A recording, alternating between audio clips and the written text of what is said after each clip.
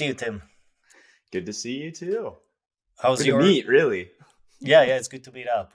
We've seen what we actually haven't even talked so much on LinkedIn, but that's where I know you from, and I really enjoy seeing your content. And there's a lot of similarities in our interests, so that's why I wanted to have this discussion with you. And finally, we're Awesome. doing it.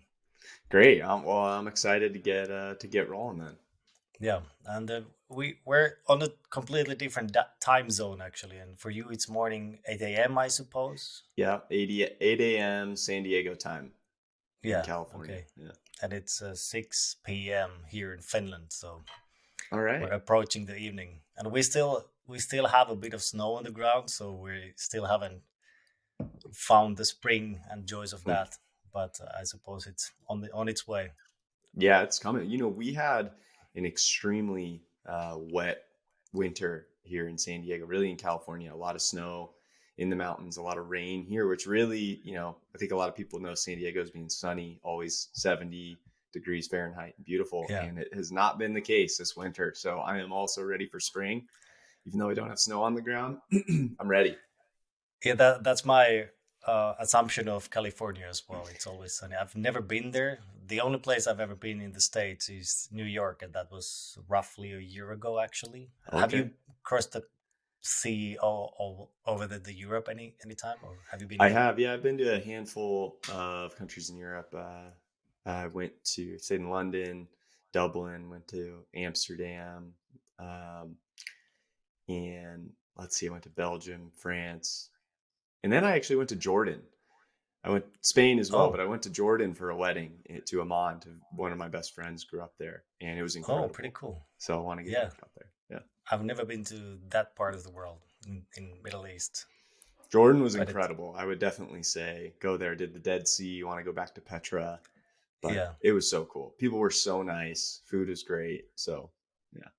yeah, perfect. So let's get into it. If you can give a bit of background to the listeners about your story, I know Hmm. some of the some of the main points of it, but Hmm. if you can share your story, how would you put it? Yeah, I'll give the Spark Notes version, and let if there's anything you want to dive into, we Sure. can. So currently, I'm a men's wellness coach, and I do one-on-one coaching, cohort coaching.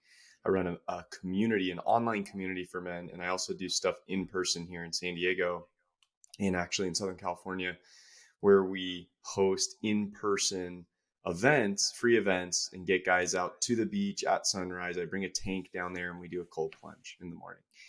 And so there's a lot of things going on. My approach now is to try and foster a community to connect like-minded and growth-minded men. And the reason I even got into this and the background story getting into coaching, first of all, I'll say never saw myself as a coach, never actually set out to be one. I used to say I'd never wanted to be one, but I don't know if that's accurate. I just definitely didn't ever set out to be one. I really just fell into it. My background had been in sales for about 8 years. And in the tail end of that, in the last 4 years, I ran into a lot of challenges with my mental health and well-being. I was kind of doing the physical check boxes of health, the working out, kind of eating healthy, trying to get good sleep. But what I didn't understand and what all my programs focus on now is that your mental health, mental well-being, mental strength, your mindset, whatever term you want to use. I'm pretty liberal with the term I use. It doesn't matter. I don't want to pigeonhole us into any particular area, but what I've learned is like in like I was saying that so the programs that I have all focus on that as the foundation to our life, because you cannot perform your best. You can't feel your healthiest. You can't feel your most free. You can't have, the inner peace and the stress-free mindness of if your mental well-being is not your number one priority and if that's not dialed in. And so the spark notes of the story was I was chasing all the wrong things. I was chasing money, promotion, status. I had lived in all these different big cities throughout the US. I moved 16 times in 12 years. I bought the new car. Wow. I changed apartments. I was chasing women. I was partying on the weekends, doing party drugs and, all that kind of stuff. And shocker, it caught up to me. And while I deep down and saw myself as somebody who was healthy and who was a leader and everything, I just had a really rude awakening when I realized, like, clearly my actions and my thoughts about myself did not line up to that. I wasn't behaving that way. So I ended up going through about 4 years of depression on and off, mostly on. It was pretty rough for Wow. 4 years. I was let go in the beginning of COVID, not for COVID reasons or, Oh, anything. I was let go because of performance. My performance was shit. And I was really unfulfilled. I was stuck. I was directionless. I didn't have a lot of motivation. I was questioning what I was doing. I was like, is this all it's for? Like, where is my I'm not married. I don't have kids right now. All these things, comparing myself to others all the time, and just was this perfect storm of, I feel like shit on the inside. And so shortly after getting fired, I just heard the concept that everything in our life that happens around us is neutral, every single event, and meaning only comes from within our own mind. yeah. And that was the moment I felt like I was slapped in the face, because everything made sense. And I was like, holy crap, it's me. It's how I think. It's my perspective. It's my thoughts. Like, this is why I feel like crap. I didn't know what to do in that moment. I certainly didn't feel, flip of a switch, feel great moving forward. But I now had a clear direction. I was like, I got to work on my mind game. I got to work on the mental side of it. I got to figure out why I don't love myself, why I feel like I'm not worthy, why I have, imposter syndrome or perfectionism at time, or I procrastinate, or I'm not motivated. I got to figure out what is causing all of this and work on that. And so through the process of doing that, that's kind of how I fell into coaching, going through my own, journey and sharing about it on LinkedIn as I was starting a separate type of company on the side, of clothing brand. And the more I just wrote about what I was doing from the mental side of it and how I was turning my whole life around, and now the mental state that I was in, I just had a lot of men, especially because, that of course is my background, my whole Relatable. life being a man, and struggling with the stigma and the inability, or so it felt, to reach out for help, to tell people I was struggling, to figure out a path forward. And so that in turn has just become my life mission. Nothing too crazy, but that's where I find myself now, trying to reach out and help men, um, That's quite, ultimately get the same results. yeah, that's quite profound story, and I salute you for that. Do you remember where exactly you heard this realization that it's all about your mental state of mind? Was it a book or a person, or how did you Yeah, so come the across? person that has had by far the biggest impact on me, and still to this day, I read and watch a lot of his stuff, is a guy named Peter Crone, and he's dubbed as the mind architect. And for him, his concepts and how he spoke just made so much sense to me, because it was, he didn't even worry about your problems. He didn't even worry about the symptoms that were showing. His thing is like, no, at the root cause of it, the foundation of your perspective on yourself or life is keeping you in a state of stress or dis-ease or discomfort or these depressive states or anxiety or whatever it is. So if you can get to a point to dissolve all of that and really start to live from a place of acceptance, love, compassion for yourself, of course, then it trickles out into the world, into others, then all of these challenges and issues that we have in our life just tend to go away, because we're just changing what they mean. We're just taking ownership and responsibility of our thoughts, what we want to believe, and how we want to show up. And to me, when I heard that, I was like, yeah, of course. Of course, that's how it works. And it was so Yeah, clear to me that I was doing the opposite. yeah. We only thing that we have is our perception of the environment, and that's Mm-hmm. pretty much it. And it's also sounds a bit like, I'm not too familiar with Stoicism, but I know a bit. But it sounds a bit like that. Like you cannot affect what happens to you, but you can affect how you react to that. And Mm-hmm. that sounds pretty much what you've come to realize as well along your journey. It is. And whether it is a present day circumstance or something that is happening to you now, you can like be able to pause in the moment and change what you want that to mean, how you're going to show up. Are you going to be somebody that stresses out and reacts and gets upset and lets somebody else irritate you? or bug you, or well, because ultimately you're just giving them power over your internal state, Yeah. right? Which is just kind of a bummer to think about that. But also, what's incredibly powerful with this that I found is that you can't change events that have already happened in your life. But through this, you're able to actually retroactively change the meaning of certain events and what they mean about you and what you're able to learn from them. So having a new perspective kind of works in both ways right now moving forward, but also can help you make sense of a lot of things that have happened to you in the past. And to me, that is incredibly powerful. And just talking to people, and men specifically in this case, I can imagine there's plenty of men who can relate to what you're saying and your story as well, because a lot of them are lost. And whether it's because of the rat race or some other Mm-hmm. thing in their life that they don't find passion or purpose or whatever it may be, it's some sort of lack of connection anyway. And Mm-hmm. these kind of things can help you with it. And what exactly are the tools that you're using or you used to overcome those struggles, if you Well, get into specifics? yeah, so I think we run into challenges too because part of our culture, especially, in the States, is so much like individual. How are you going to succeed? What are you in the stack rankings? How much money do you make? How many properties do you have? Like, what year is your car? So all of these things we're conditioned from when we're a kid to put our self-worth and how we relate to others into external validators, accomplishments, accolades. So the problem with that, what a lot of guys realize, especially with all the layoffs that are happening, is that when we put our worth into external items like that, we become susceptible to the loss of it. So when people are thinking if they lose their job, if they're no longer number one in the stack rankings, if they're not making the same amount of money, that takes a hit on our self-worth, right? And we're not consciously saying I'm not worth as much because I didn't sell as much as I did last year, or I didn't get the VP title or whatever, but it's just something we have been conditioned to And it's believe. always more and more. It's always more and more. Yeah. And of And course, like the goalposts always move, and the problem with that again is if you're always on a quest to get and find worth and meaning from something outside of you, all you're doing is reinforcing that you don't feel that way as you are right now in this moment. And so, first, by making guys aware of that and like really shining a light on, hey, you are giving your power away to something else that you actually don't even have control over.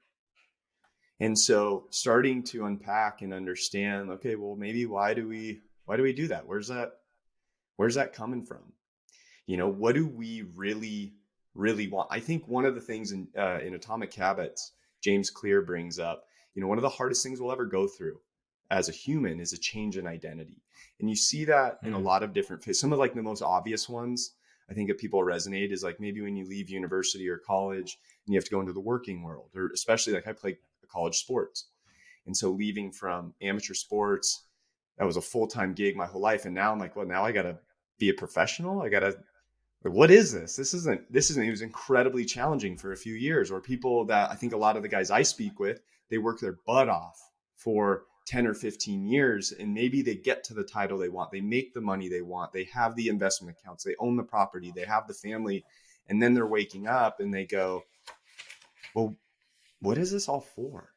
Like I was accomplished before, but now I'm doing the same thing and I'm just not feeling how I thought I was going to feel when I got here. It's the if then, like if I get this, then I feel this way. It's a trap, which we can dive into more.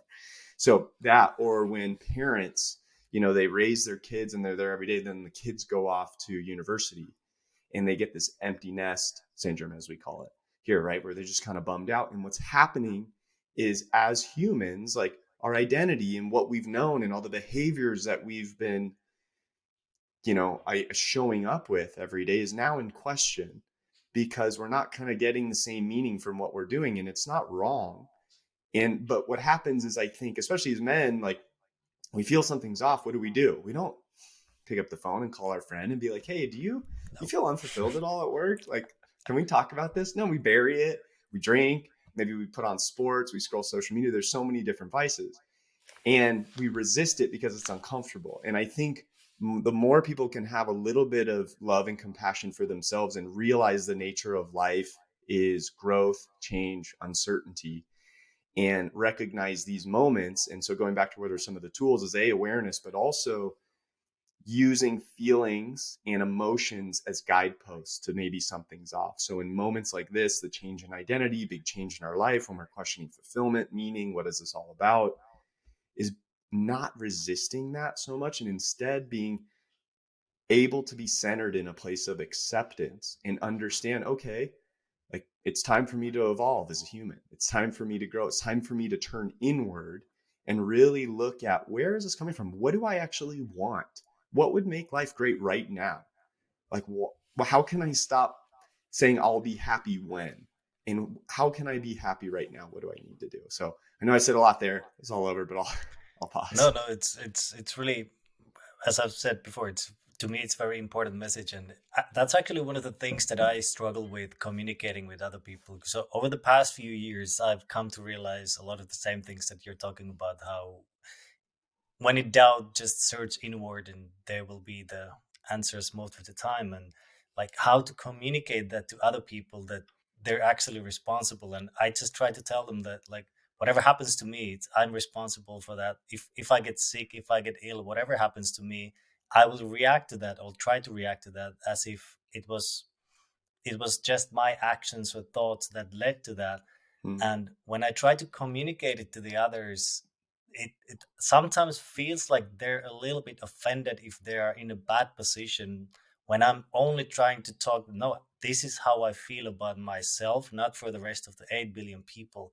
So how can you, like, how can you get the message across to the people that I know it can be a difficult task, but mm. how do you do that? Well, I think it's kind of like a book. I'm sure people recommend books to you all the time, and it could be the same book. And some people it blows their mind and it changes their life, and others are like, I couldn't get through the second chapter. And I think it has to find you at the right time. You have to be ready for it. It has to be like, I think of myself going through the 4 years of depression, um, and I always think, I was like, would this book have landed with me, or would this podcast or this Mm, conversation, or like what would have really moved the needle with me then? And it's tough. So to say that, sometimes you definitely can't force it. The person has to be in some state, whether they're actively seeking um, maybe advice or what to do next, or they're just, you find them at the right time and something clicks and it's a perspective, whether it's a different voice, it's coming from somebody. So I think of me, I was like, what would have resonated with me during those tough times? And I don't know, to be honest. I was trying a lot of things. I was reading, I was always interested in growth and development, but I was still feeling that way. I was like, maybe if I had somebody that I really respected in a similar line of work, doing what I do, that I see myself in, and they were just open and said, these are all the things I struggled with, and that I'm still working through. And so I just think, like, that would have resonated with me most. Other than that, it's tough. If people aren't, it makes sense. if they're, it's addicting to play a victim or be able to blame others for us. Very. It's easy, to Yeah. be like, this person stressed me out. This person cut me off and made me upset. That is a much easier statement than to say, there's something inside of me that was triggered when this person did this thing, and that's why I became stressed out. That's why my nervous system went into fight or flight, and I freaked out when my boss said something to me. It wasn't what he said, it was how I interpreted it. One of the things that, the ideas that I think can really help people is understand, like, let's say you say something to me that you're trying to offend me. The intent comes from you, but the meaning comes from me. And so if I'm in a position, well, I'm centered, I'm chill, I'm calm, I am so confident in myself and my well-being and rooted. You say something to me, I'm like, all right, whatever. Like, he's maybe he's just having a bad day or not. Maybe it was very personal, a detail about me, but like, what am I gonna do? Am I gonna let that upset me? So just that was one thing that helped me early on. Is like, what would I need to feel like? What energy state would I need to be in to let stuff just beat off me like that, or roll off my back, and not let outside events affect me so There's so many stories and things that come to your mind when you come to my mind when you're speaking. Like one of the things about I read about or heard about rather this experience about how you perceive other people's messages. It was an experience where they put some scars on the face of women, and before they went into a job interview. And just before they entered the room, then this producer or whatever fixed it, just told them, "Oh, there's something still on your face I need to fix." And they actually removed all the scars. much. So they went there looking normal, but they thought that they looked like they have scars in the face. And they felt bad about themselves.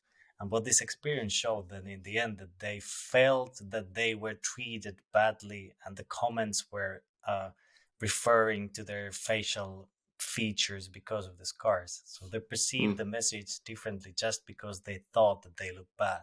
Mm-hmm. And it comes down to that, like it's it's in your control how you take it, and you can have these biases that you already thinking that they're gonna destroy you, and then for sure in your mind they will do that. Yeah. And relating still back to the earlier story I wanted to mention, I Yeah. probably have heard of this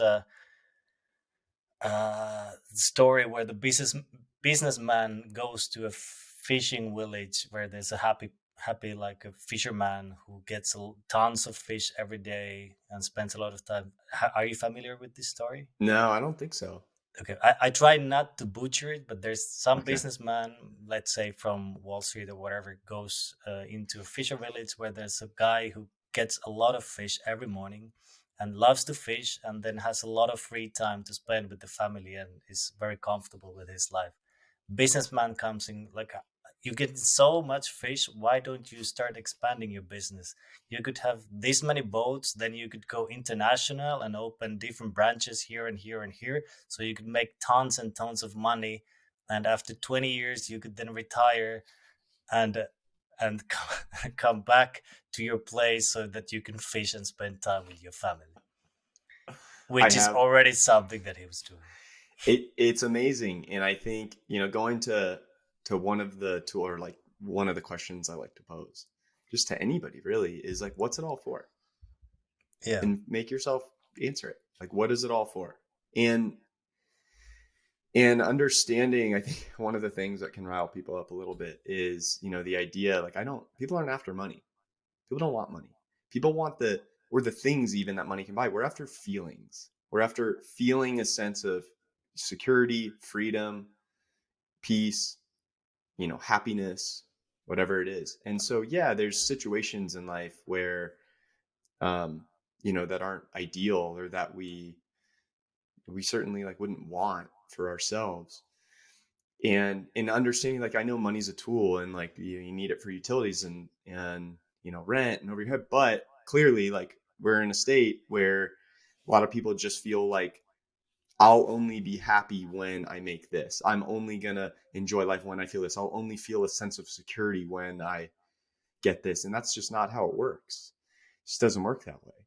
And when you really embrace that you have the capacity to take responsibility and ownership of your internal state, because you're just this incredible being that is capable of doing it. It's not easy, but we are capable of it. And so if we can start to work on feeling how we want to feel all the time, and not place that out into the future somewhere, not say, hey, I'm only going to be happy when I make this much money and I have this many kids and I have this house and it's by a lake and I get to go on these vacations, and like, it just doesn't happen that way. And so instead, asking, like, what would I need to feel about myself now? What are the feelings I think XYZ will bring me? Why do I feel like I don't have those? Why are those not present in my life? And what can I do to start working on feeling that way as I am? And then, of course, like, the crazy part is, like, once you just start embodying that energy and feeling that way, you start to have things come into your life. That's just the nature of what you're going to attract, and the type of energy you're putting out, how you're showing up, how you're engaging with people. But it's this trap of if then, if I get Yeah. this, then I'll allow myself to celebrate or to be happy or be content. And so again, so going One back, a day. beautiful story. Exactly. One day, it's like, man, you can be dead one day. You might as well enjoy it Yeah. now. Yeah. There's So just asking nothing yourself, else what's it now. all for? Yes, someone put it nicely, but also opened some pathways in my brain when someone said that. Well, of course, we talk about the presence and the now moment, and somebody said it in a way that even everything that happens in the future, it happens in the now in the future, and the same thing goes with the past. Mm-hmm. Like everything that happened in the past, it didn't happen in the past; it happened in the now. Mm-hmm. Now it's just the past. So that also opened some new ways of thinking to me, and that's accurate. And you can go through, like, also meditation has been part of my life for the past few years, and one of the things that it's taught me is to uh, like, you can be in any place in the world with any situation in the world, but if you can get into those short brief moments of clarity in your mind, you're basically nowhere. Yeah. Like, you're nowhere, you're no one, you just are. And it's also good to know that there is this state of mind that you can reach, and it doesn't matter in that moment whether you have $1 billion in your bank account or zero. Mm-hmm. There's like none of that exists. And if you understand that you can tap into that, I think it's important, even though you're not in it all the time. But once you get there, you understand that this is possible, and it Mm-hmm. can also open something. And one of the insane things to me, and I know that you've talked about it as well, is when you're going to improve your health mentally or physically or whatever.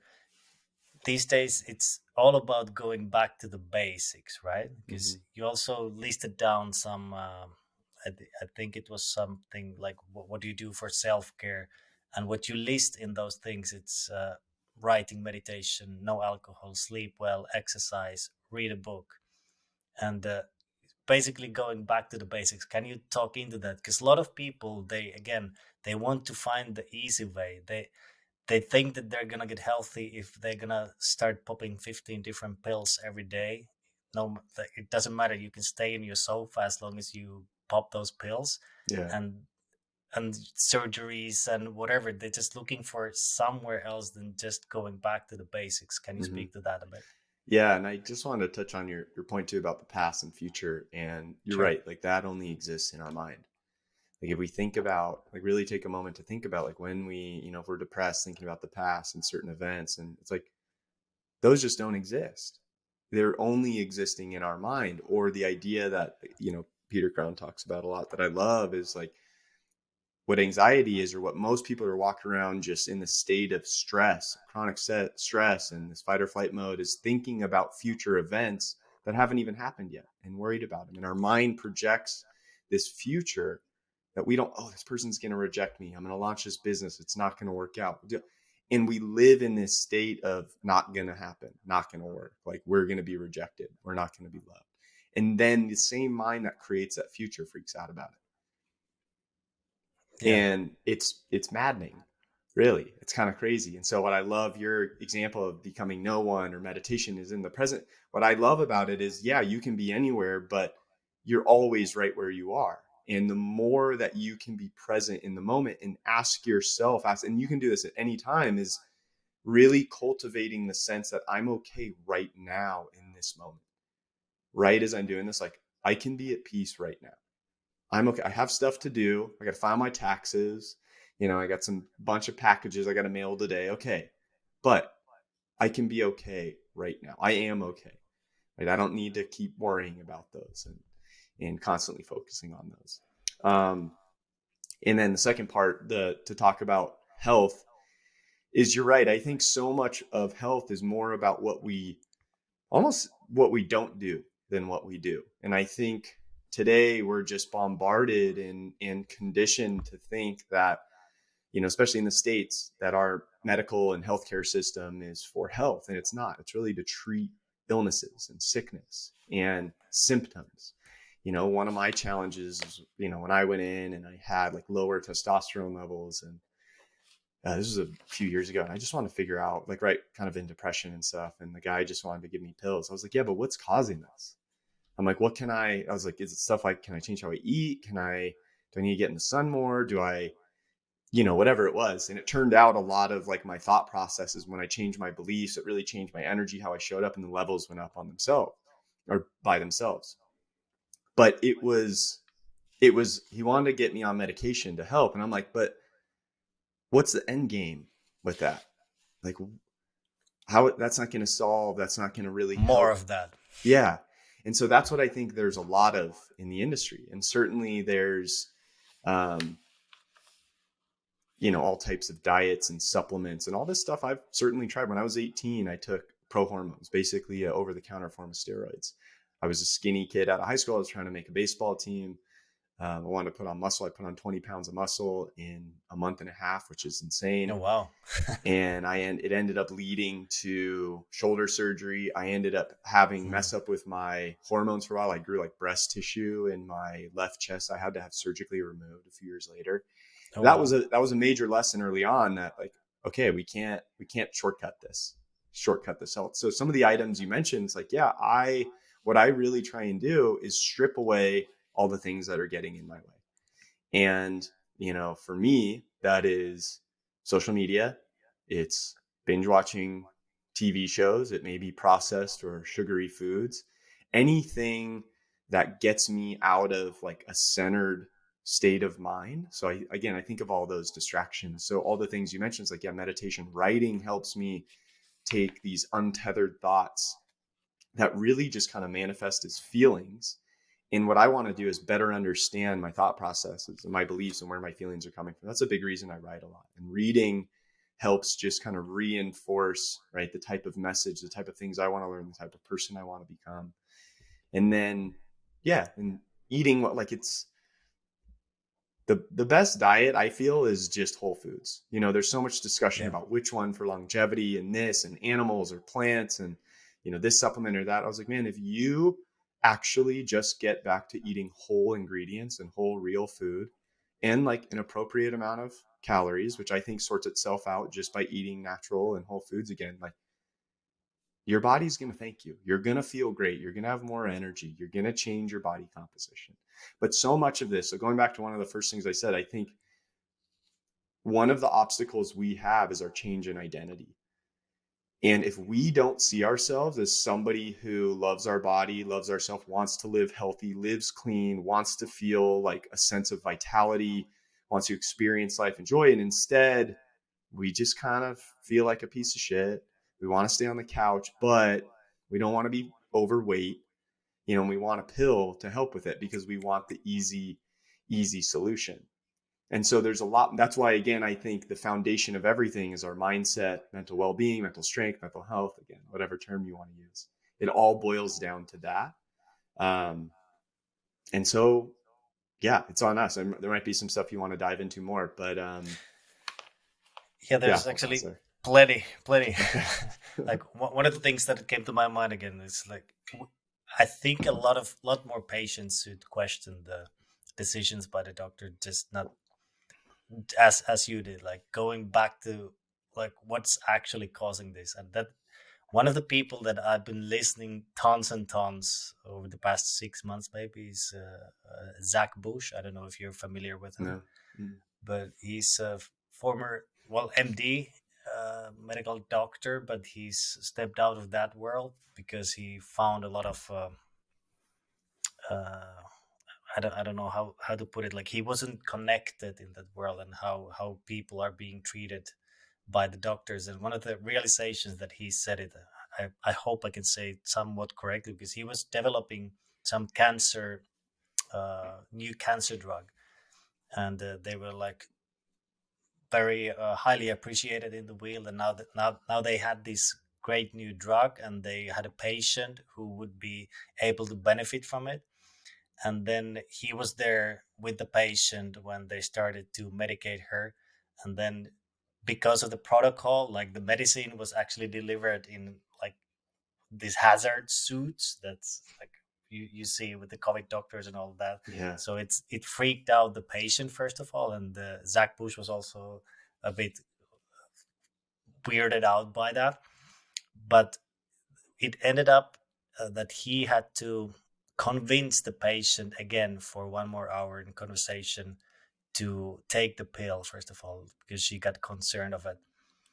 And she asked those questions to, like, what does this pill have to do with the fact that the cancer was developed in me in the first place? And he didn't have an answer to that. And that freaked him out. Then I think he mentioned something that he couldn't sleep through the night. And then one of the things that he said, that like no one has ever got cancer because of the lack of chemotherapy. And that also, it shifts your mindset in a different way. Like, why would this then be the cure if I didn't develop this cancer because I never had this chemotherapy? Hmm. And it's some sort of shift in his focus. Ended up he eventually left the field and started to focus on the root causes of diseases, and he's been in the exploration of that ever since. And it's super interesting guy as well, if you want to look him up. Yeah, I have to check it out. I just think, I mean, it's a great example. It's like health does not come from a pill or a shot. Yeah. It just doesn't. And, those things are, our system, again, is great if there's an emergency or something happens, like it's great for that, but it's not good for health. It's not good for overall wellness. Like that starts with the quality of our thoughts, our beliefs about ourselves, and ultimately our internal state, and like whether we're in sympathetic or parasympathetic, state of our nervous system. So fight or flight or rest and digest. And and then of course, like with that, like if we feel a certain way about ourselves, if we want to live clean, we want to be healthy, we want to nourish ourselves, we want to just be the best we can be and feel the best we can, then we can do things, to support that. But to think that, okay, I have these, chronic illnesses or metabolic disorder or whatever, and I just will wait until there's a treatment for it, is just such a disempowering way to live. Yeah, I And agree. luckily, that's not the type of people I work with. Uh, so it's fun to always, work with guys who are like ready and like, feel empowered and like want to make a change and want to really put in the work, because it's definitely not easy. Right. And how do you start with the men that you're starting to work with? As like, do you have some set of questions around them, or something that you start with basics, or how do you usually start with the Yeah, I process? think I try and get an understanding from them of what's going on. Like, because it's really important to understand, like I can look at their situation, circumstance, and life, and come up with my own things that I would, I think are off or that they could improve. But really what's interesting is where they see room for improvement, where they see their challenges or problems, or where they want to get to, what they believe is getting in their way, and what they believe the solution is. That just really shows a lot about their thought process, if they're going to be willing and committed to put in the work. um, because ultimately, like that's what I want to work with. I want to work with somebody who's like fired up every time for our calls, and we talk about things and they take it to heart, they work on it, they go back, they think about it, they implement, if it's an action, implement it. And so starting with that first and foremost, just to making sure we're on the same page, that they really want change and not just a pill, Yeah, figuratively pill, like to throw money at me and be like, hey, just solve my problems. It's like, well, dude, that's not going to happen. Um, yeah, and then like as we dive in, I like starting with a simple life wheel or wheel of life, if you've ever used one of those. And there's like 8 dimensions to your life, and it's not like pretty flexible. You can kind of change them whatever you want. But the idea is to get guys to take inventory of different aspects of their life. So things like, hey, personal growth. How are my relationships? How's my health? How much fun am I having? How's my career? How's my spirituality? How's my community? Things like that.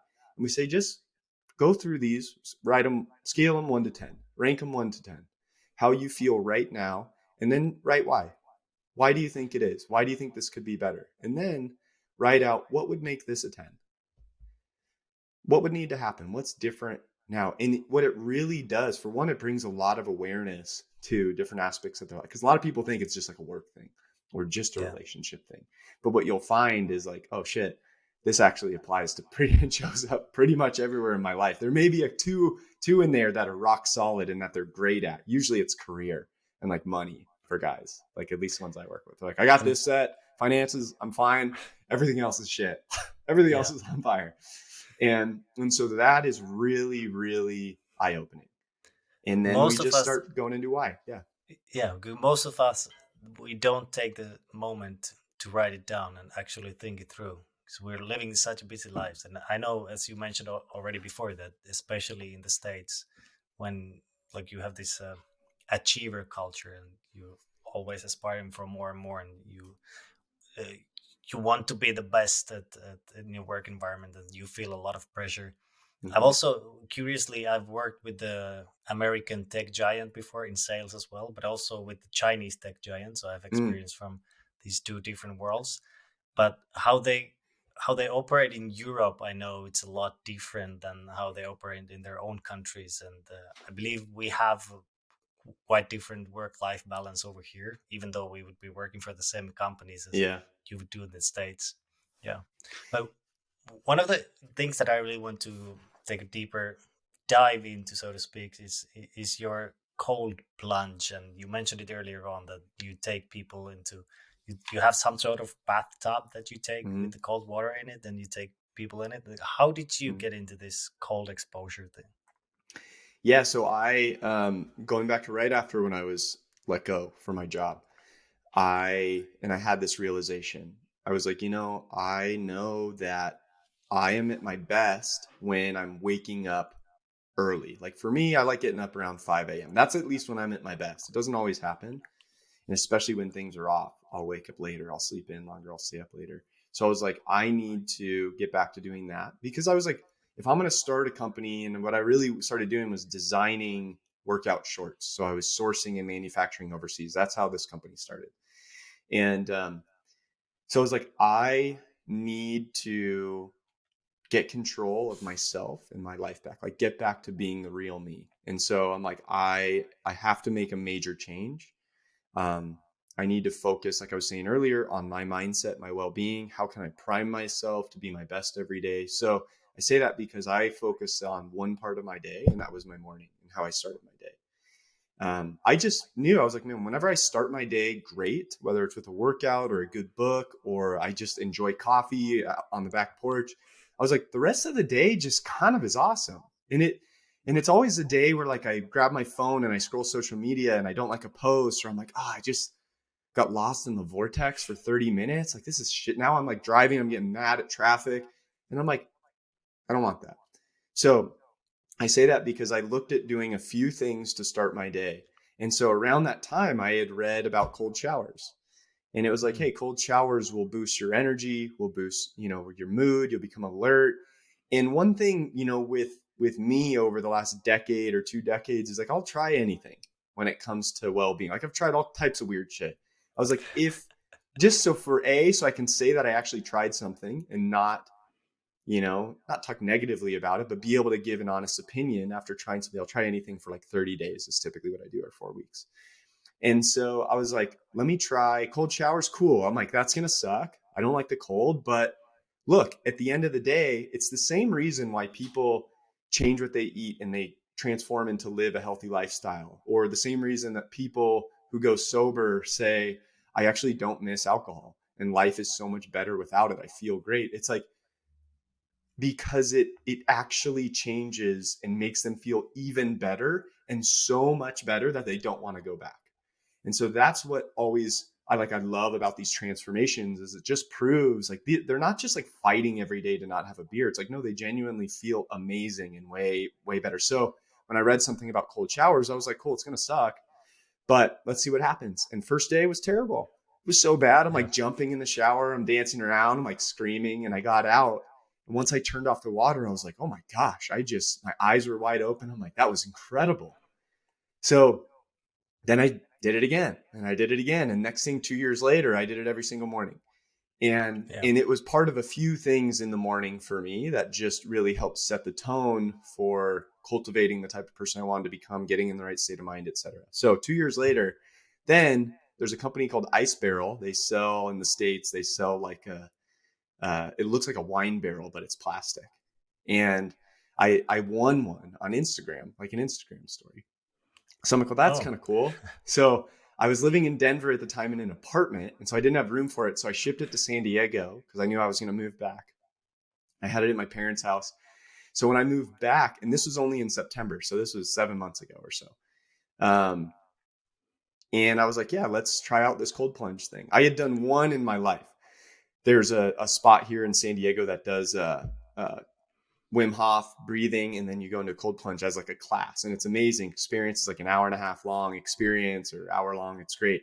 So I was like, yeah, let me just try and get into these cold plunges. So I say that because it's not like I've been cold plunging forever. It was something new to me. I was yeah, of still, it was course. still novel. I was excited. I genuinely was feeling great after I trained jujitsu 6 days a week. I exercise almost every single day. So I was like, if this will help me stay on the mat, help me recover, I was like, I got to give this a try. So something I just started trying more and more. And then I was at the beach body surfing one morning, and um, like early one morning, and I got out of the water. The beach was so quiet. The sun was coming up over the hill. So it was just in like palm trees, and it was this most pristine setting.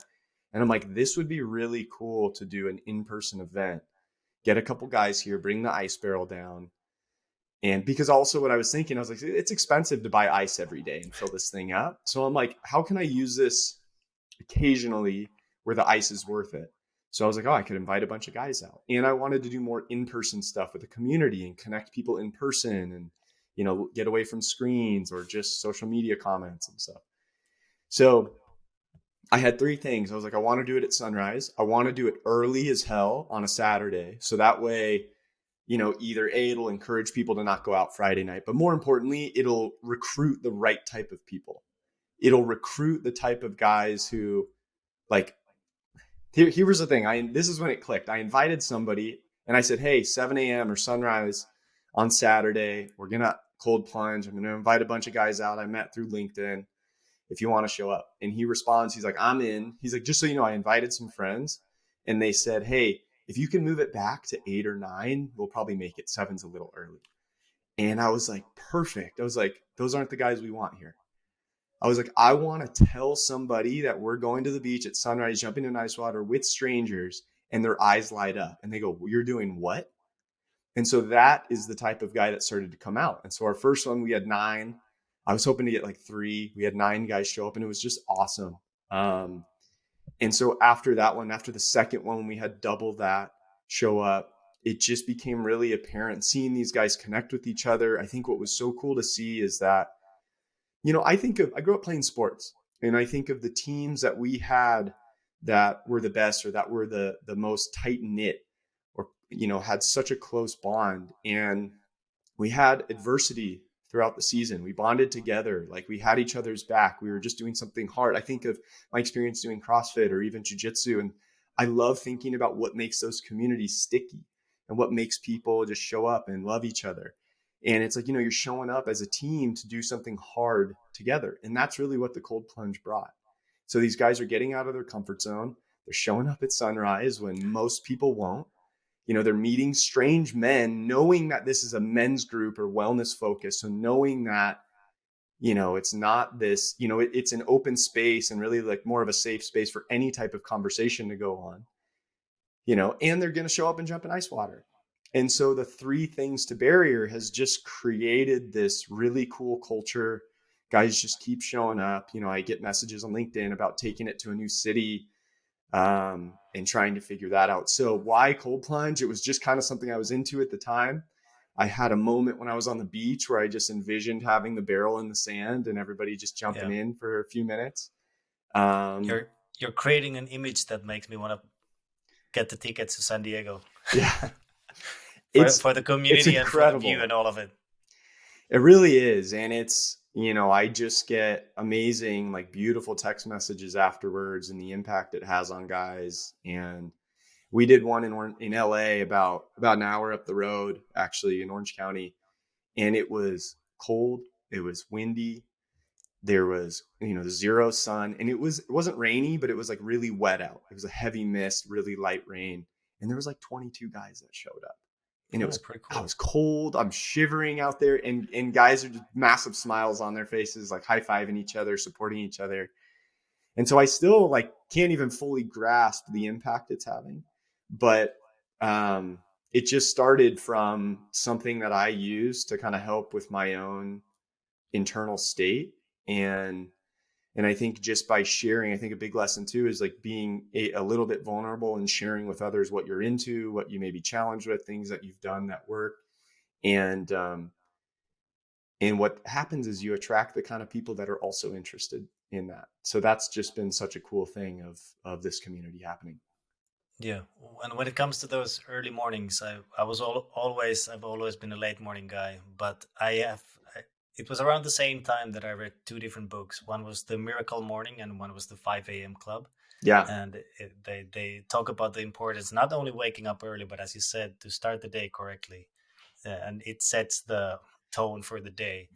And Hmm. then I talked to a friend about it, and he said, like, let's do it at 6 a.m. And I was like, when? Let's start tomorrow. And then we started doing it for some time, and I found a lot of benefits from it. I haven't kept up to that, but occasionally Yeah. I go back to that. But I can also see a big difference in a day, as you mentioned, if you do those tasks.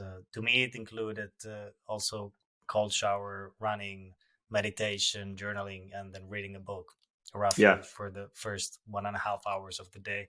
And it's a completely different day that you're going to have afterwards. And if you watch the clock that it's 7:30 and you've achieved all of that, it's pretty cool feeling that you get Yeah. out of it. It's very, that's very similar to what I do. And I feel the same way. And that's why I think, I love same thing, almost like same exact thing, like looking at the clock and being like, man, it's 7 and I've Yeah, just done all this. And to be clear, like you said, like I try and be I try and say this a lot and be open or honest with people. It's like, you don't have to cold plunge. You don't have to yeah, meditate. Like you don't have to do all these things in order to. It's like, but what you do have to do is something, and you have to be yeah, intentional, and you have to stop winging it, and you have to stop opening your phone, scrolling news or checking your stocks, or or social media, or anything that just completely gets you out of your state. And it certainly doesn't have to be 2 hours or an hour and a half. Like there no, are powerful morning activities and things. You can do all these things in 10 minutes, in 5 minutes. You can do, hey, yeah, I'm going to do this for here. I'm going to do 3 rounds of breath work to get centered. I'm going to write out one sentence what my intention is for the day. Like part of my cohort programs is really taking a morning routine and shrinking it down into something that's really digestible. And part of that is just really quick writing. And it's a check in, it's a gratitude piece, and then it's an intention for the day. And it's meant to be, hey, you can finish this in 60 seconds. But yeah, it's developing the muscle of like, okay, I'm putting myself first. I'm putting the direction that I want to go first. I'm starting to cultivate a different type of mindset that prioritizes these things over distraction, over entertainment, over just like coasting through life. yeah. And again, it's back to the taking ownership of your life. And if I don't know if you're familiar with the book The Miracle Morning, but he created this habit of, I think he also woke up at 5 a.m. if I'm not mistaken, but he split the first hour into different 10-minute sections that you have, like journaling, exercise, whatever it may be, meditation, Mm, and all of that. But then along the way, he was diagnosed with leukemia, I think, or one of the cancers, like serious illness. But he kept going when he was sick, so he took ownership of this illness that he had, and he did this morning routine every morning despite being ill, and mm, showing up, like waking up, going to the exercise, doing the gratitude practice, and eventually healed from it. And the positive mindset that you can have around uh, difficult difficult things that you face in life, it creates a big difference.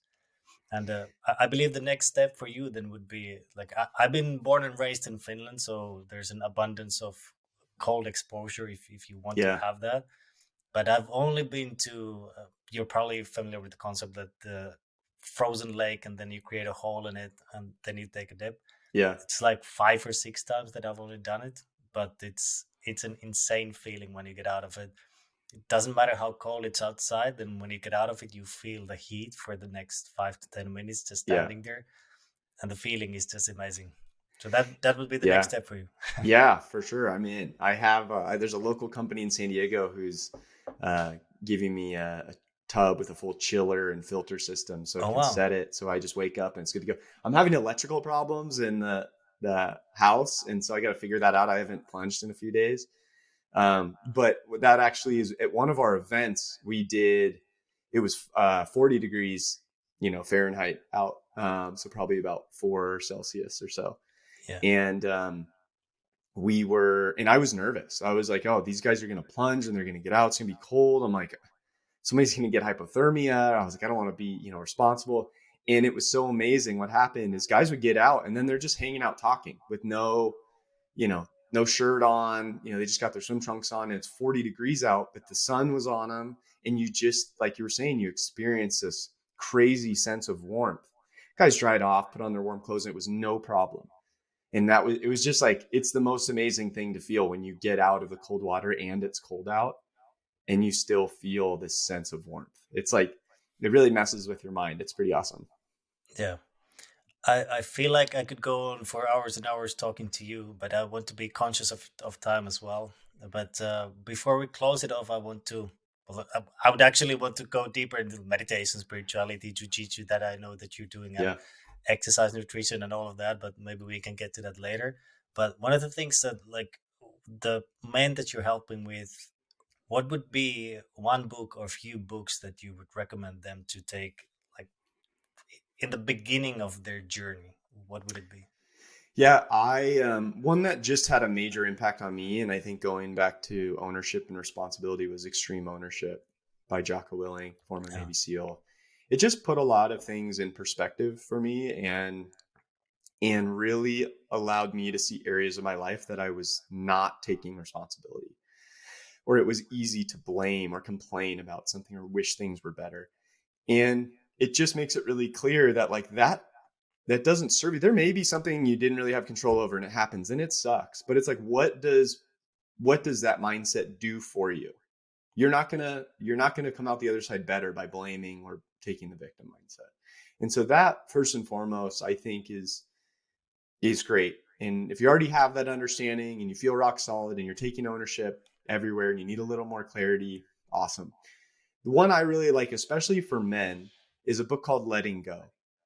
And what letting go is about is it walks, and I don't know how many, maybe like 12 or 14 of the different emotions we have. And it starts with the lowest energy level, the lowest emotions of like things like guilt, shame, apathy, depression, anger, and it works its way up into, ones like compassion, love, joy, happiness. And what I really liked about it is it defines and helps us better understand each different emotion. Because for men, it's either like, hey, this is good or this is bad. And if it's bad, I'm going to numb it. And so what this does is it says, whoa, whoa, whoa. Okay, first of all, emotions and feelings are just part of the human experience. Like, you bury one, you bury them all. So you might as well learn to get to know them a little bit and not let them define you. And so what this does is it just really describes them very well. And it gives examples of what they might look like in your life. And so I'm reading it. I'm like, oh yeah, of course. Oh, here. I had all these scenarios in my mind. It just became so clear. And then it gives you ways to transcend that level and move kind of up the ladder into other ones and how you can process it, what you can do about it. And in just such a digestible way, not like woo woo or anything, and just kind of so matter of fact. And Yeah. so those are two great ones, that I would say to start with. There's plenty of other ones that come to mind, but those are definitely the first two. Thanks for that. Letting Go, you said, was the other Mm-hmm. one. Yeah, Yeah, I'll add it to my list. yeah, Joko's book I haven't read, but it's on my list as well, on books to read. Ever growing list that yeah, I'm never gonna be able to finish that. yeah. But It's before we, like I was saying earlier, like the books also have to find you at the right time. yeah, of When course. Extreme Ownership found me, I was really wanting to do well in my career, and I was like kind of looking at all the reasons it wasn't going right, et cetera. And it like snapped me out of it. And it was like, no, you have to take full responsibility. It's on you. Don't worry about what other people are doing. And I was like, oh shit, okay, yeah, I'm ready.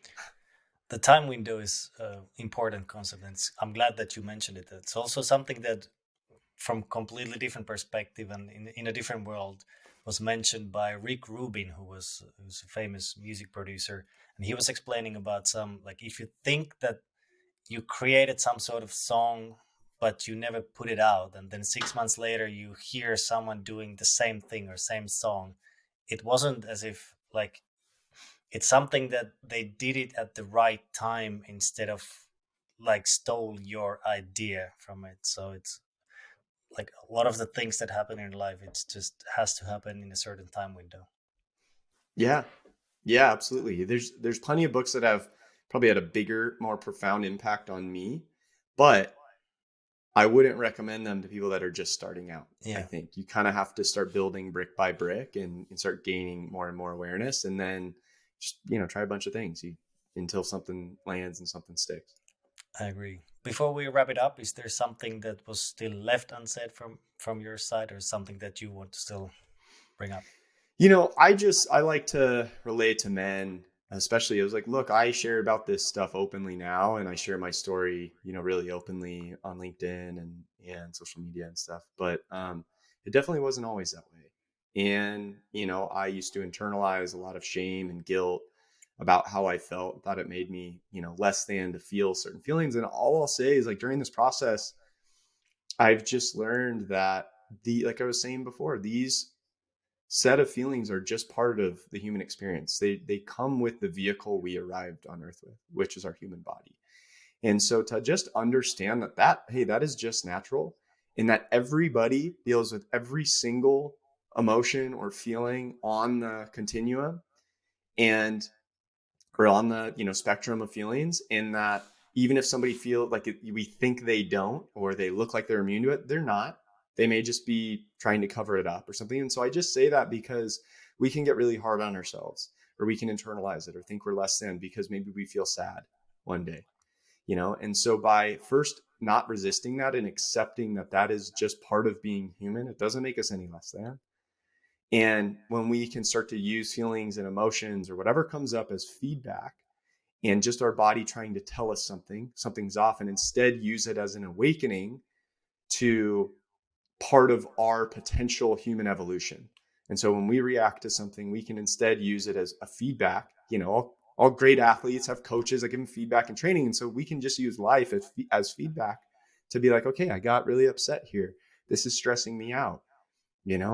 This guy cut me off and I wanted to run into the back of his car. Okay, well, those are opportunities that life is giving you to show you, where you still have the potential to evolve and get to a state of that inner calm and peace. And then I think the root or the core thing I would want people to leave here with is, during this process, it's not easy. It's not supposed to be easy. It'll be the hardest thing that we ever do. As someone is growing and evolving, working on our mind and really developing that, as opposed to, like, we know it's tough to go to the gym and strength train. It's the same thing, but for your mind. And so it is going to be hard. And so the best thing you can do is to A, have patience, but B, have compassion for yourself, and always default to compassion and knowing that you're doing the best you can within your resources and awareness that you have.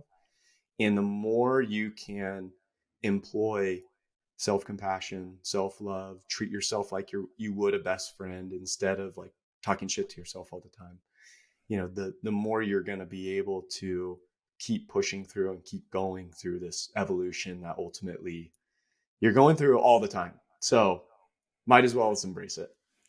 That's important, and I'm sure people find a lot of value in that. And finally, where can everybody find you?